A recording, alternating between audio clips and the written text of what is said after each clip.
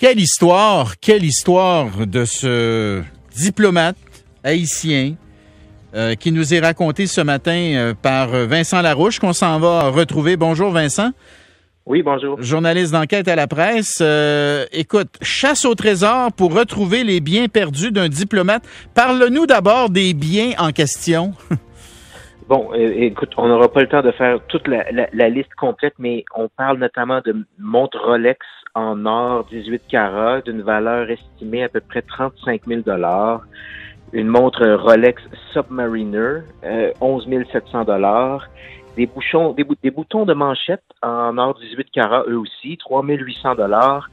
Bague en or avec diamant, ensemble d'argenterie en argent massif, des bijoux pour 8 300 $. Et un de mes préférés, des cartes cadeaux de chez Ultramar pour de l'essence, estimée à environ 14 000 $.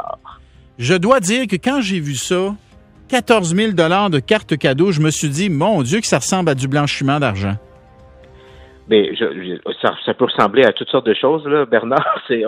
On n'a pas d'indice sur la provenance de tout ça, mais on dirait que c'est intéressant. À chaque fois qu'on s'intéresse un peu au monde des missions diplomatiques, des ambassades et des consulats, il y a de ces dépenses comme ça et de ces achats qui sont sans aucune commune mesure avec, disons, ce qu'on pourrait s'attendre de la fonction publique, que ce soit ici ou ailleurs. Alors, parle-nous du monsieur qui était, qui est encore propriétaire de ces biens. Bon, Monsieur Justin Villard a passé plusieurs années comme diplomate représentant d'Haïti à Montréal, a été consul général d'Haïti à Montréal et chef de poste pour le consulat. 2 fonctions qu'il a occupées pendant plusieurs années. Et en 2019, et comme ça arrive souvent pour les diplomates, a changé de position, a dû quitter le pays et a donc remisé ses biens à l'entrepôt temporairement dans une entreprise de mini-entrepôt à Montréal, Public Storage, entrepôt public, qui a un établissement sur le bord de l'autoroute métropolitaine. Mm-hmm. Et aujourd'hui, M. Villard est représentant de son pays à l'Office des Nations Unies à Genève. Et donc, une fonction encore probablement plus prestigieuse que le consul général à Montréal.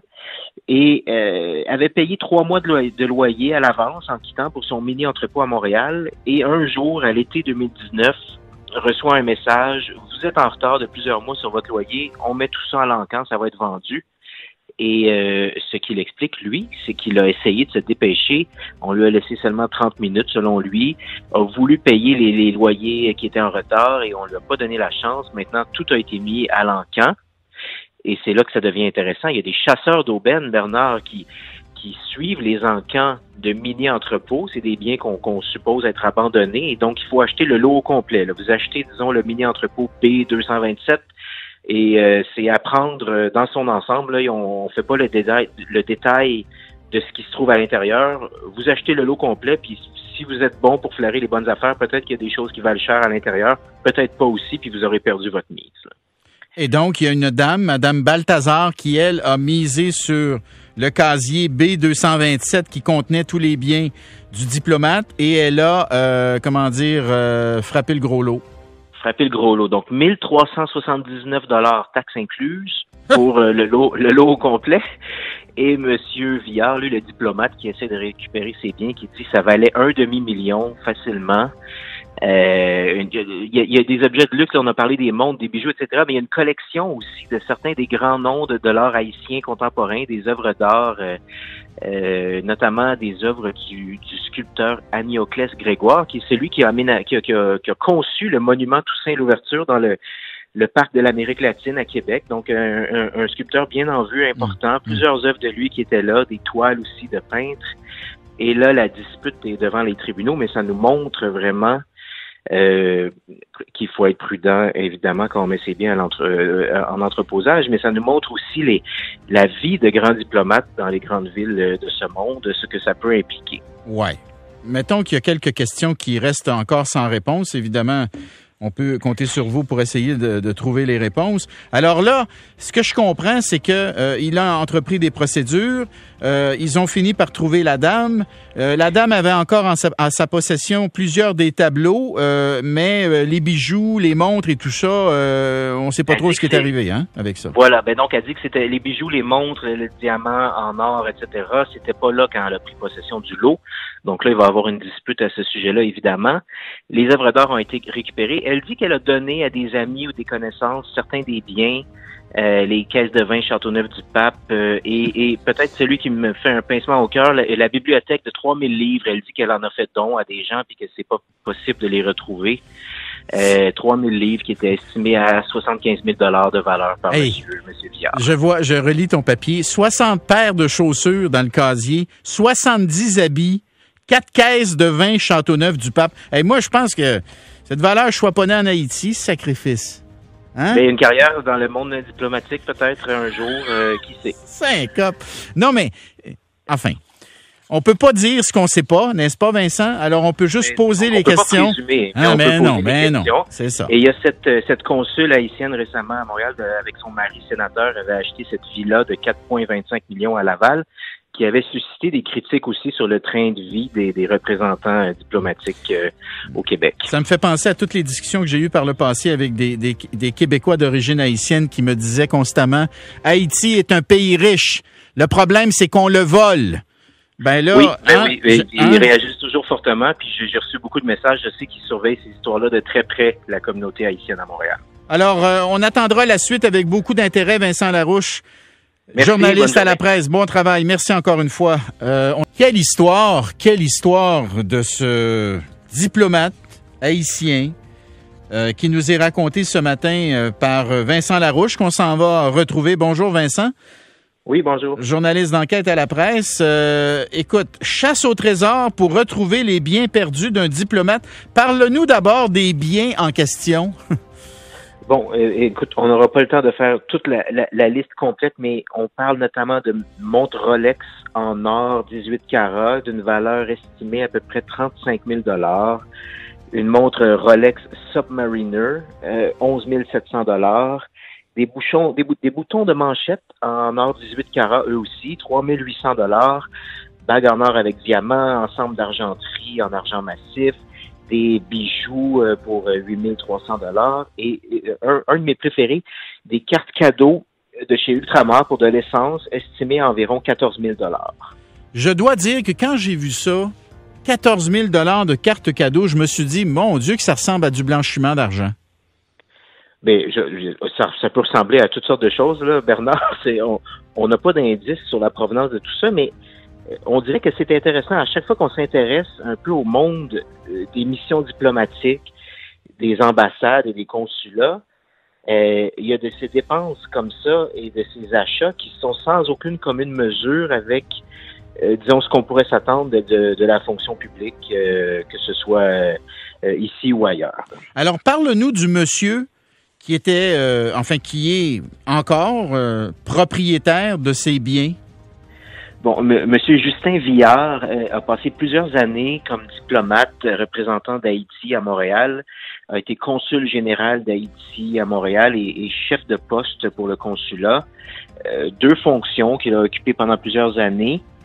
Et en 2019, et comme ça arrive souvent pour les diplomates, a changé de position, a dû quitter le pays et a donc remisé ses biens à l'entrepôt temporairement dans une entreprise de mini-entrepôt à Montréal, Public Storage, entrepôt public, qui a un établissement sur le bord de l'autoroute métropolitaine. Mm-hmm. Et aujourd'hui, M. Viard est représentant de son pays à l'Office des Nations Unies à Genève. Et donc, une fonction encore probablement plus prestigieuse que consul général à Montréal. Et avait payé 3 mois de loyer à l'avance en quittant pour son mini-entrepôt à Montréal. Et un jour, à l'été 2019, reçoit un message: « Vous êtes en retard de plusieurs mois sur votre loyer. On met tout ça à l'encan, ça va être vendu. » Et ce qu'il explique, lui, c'est qu'il a essayé de se dépêcher. On lui a laissé seulement 30 minutes, selon lui. A voulu payer les loyers qui étaient en retard et on lui a pas donné la chance. Maintenant, tout a été mis à l'encan. Et c'est là que ça devient intéressant. Il y a des chasseurs d'aubaine, Bernard, qui qui suivent les encans de mini-entrepôts. C'est des biens qu'on suppose être abandonnés. Et donc, il faut acheter le lot au complet. Là. Vous achetez, disons, le mini-entrepôt B227 et c'est à prendre dans son ensemble. Là, on fait pas le détail de ce qui se trouve à l'intérieur. Vous achetez le lot complet, puis si vous êtes bon pour flairer les bonnes affaires, peut-être qu'il y a des choses qui valent cher à l'intérieur, peut-être pas aussi, puis vous aurez perdu votre mise. Là. Et donc, il y a une dame, Mme Balthazar, qui, elle, a misé sur le casier B227 qui contenait tous les biens du diplomate et elle a, frappé le gros lot. Frappé le gros lot. Donc, 1 379 $ taxes incluses pour le lot au complet. Et M. Viard, lui, le diplomate qui essaie de récupérer ses biens, qui dit que ça valait 1,5 million facilement. Il y a des objets de luxe, là, on a parlé des montres, des bijoux, etc., mais il y a une collection aussi de certains des grands noms de l'art haïtien contemporain, des œuvres d'art, notamment des œuvres du sculpteur Amioclès Grégoire, qui est celui qui a conçu le monument Toussaint Louverture dans le parc de l'Amérique latine à Québec. Donc, un sculpteur bien en vue, important. Plusieurs œuvres de lui qui étaient là, des toiles aussi de peintres. Et là, la dispute est devant les tribunaux, mais ça nous montre vraiment qu'il faut être prudent, évidemment, quand on met ses biens en entreposage, mais ça nous montre aussi la vie de grands diplomates dans les grandes villes de ce monde, ce que ça peut impliquer. Ouais. Mettons qu'il y a quelques questions qui restent encore sans réponse, évidemment. On peut compter sur vous pour essayer de trouver les réponses. Alors là, ce que je comprends, c'est que il a entrepris des procédures. Ils ont fini par trouver la dame.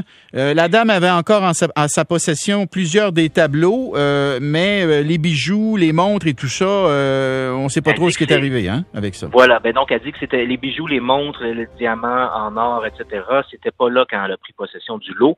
Donc là, il va y avoir une dispute à ce sujet-là, évidemment. Les œuvres d'art ont été récupérées. Elle dit qu'elle a donné à des amis ou des connaissances certains des biens, les caisses de vin Châteauneuf-du-Pape et peut-être celui qui me fait un pincement au cœur, la bibliothèque de 3000 livres. Elle dit qu'elle en a fait don à des gens puis que c'est pas possible de les retrouver. 3000 livres qui étaient estimés à 75 000 $ de valeur par monsieur Viard. Je relis ton papier. 60 paires de chaussures dans le casier, 70 habits, 4 caisses de vin Châteauneuf-du-Pape. Moi, je pense que cette valeur, je sois pas né en Haïti, sacrifice. Hein? Mais une carrière dans le monde diplomatique, peut-être un jour, qui sait. Syncope. Non, mais, enfin, on peut pas dire ce qu'on sait pas, n'est-ce pas, Vincent? Alors, on peut juste poser les questions. Pas présumer, non, c'est ça. Et il y a cette consul haïtienne récemment à Montréal, avec son mari sénateur, avait acheté cette villa de 4,25 millions à Laval, qui avait suscité des critiques aussi sur le train de vie des représentants diplomatiques au Québec. Ça me fait penser à toutes les discussions que j'ai eues par le passé avec des Québécois d'origine haïtienne qui me disaient constamment « Haïti est un pays riche. Le problème, c'est qu'on le vole. » Ben là, ils réagissent toujours fortement, puis j'ai reçu beaucoup de messages, je sais qu'ils surveillent ces histoires-là de très près, la communauté haïtienne à Montréal. Alors, on attendra la suite avec beaucoup d'intérêt, Vincent Larouche. Merci, journaliste à la presse. Bon travail. Merci encore une fois.